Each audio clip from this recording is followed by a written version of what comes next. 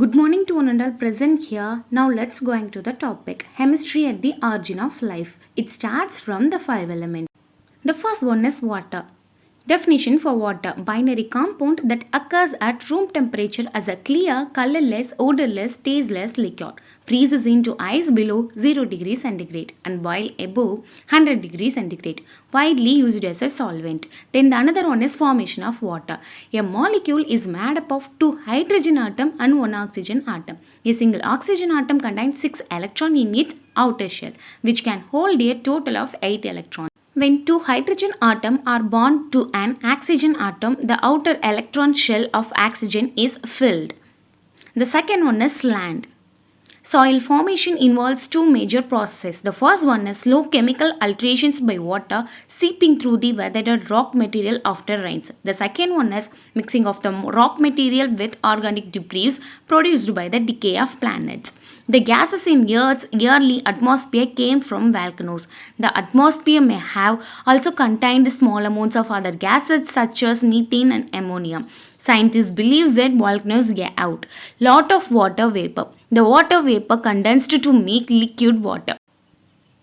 Soil is composed of both living and living things like plants and insects and abiotic material, non-living factors like minerals, waters and air. Soil contains mineral, water and air as well as plant and animal matter, both living and dead. The soil component fall into two categories. The largest component of soil is the mineral portion, which makes approximately 45 to 49% of the volume. Water is the second basic component. Organic matter is the third basic component, which contain 1 to 5%. Then gases and microorganisms also involved.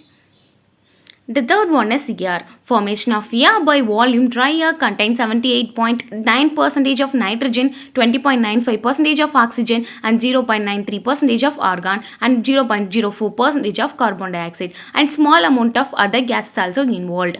Air also contains a variable amount of water, on average around 1% at sea level and 0.4% at entire ocean. Movement of air. The air of the atmosphere moves in response to heating from the sun. Circulation in the atmosphere transports warmth from equatorial areas to high latitudes, returning cooler air to the tropics. The rotation of the earth causes these movements to break up into three distinct air cells. The fourth one is sky. Sky is really a blanket of gas around the planet that we call the atmosphere. When planet Earth formed, the atmosphere was very thin, just made of hydrogen and helium. The volcanoes started to form and pumped other gases like carbon dioxide and water.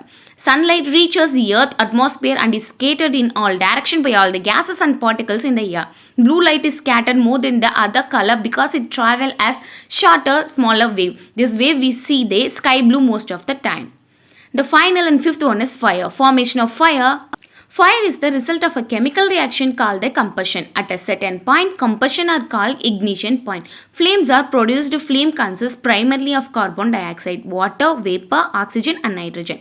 Chemical formula for fire: as long as there is enough fuel and oxygen, the fire keeps burning. Fuel plus oxygen form the air is equal to combustion product, mainly carbon dioxide and water plus heat energy. The 7 characteristics of life. The first one is responsiveness to the environment.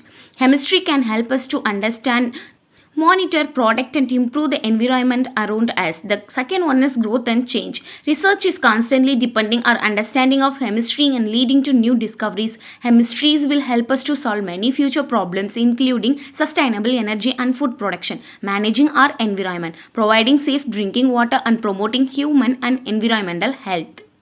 The third one is ability to reproduce. Reproduction refers to the protection of offspring by organized bodies. Reproduction is the demonstration of the ability of an organism to produce a new organism referred to as an offspring. There are two forms of reproduction. The first one is asexual and the another one is sexual. Metabolism and breathing. Carbon dioxide and oxygen is used for breathing.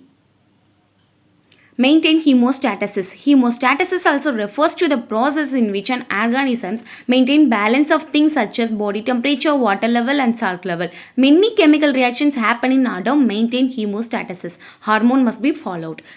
Being made of cells, 96% of the mass of the human body is oxygen, carbon, hydrogen and nitrogen. Passing traits onto offspring. Heredity, genetic trait, gene allele, hybrid are involved.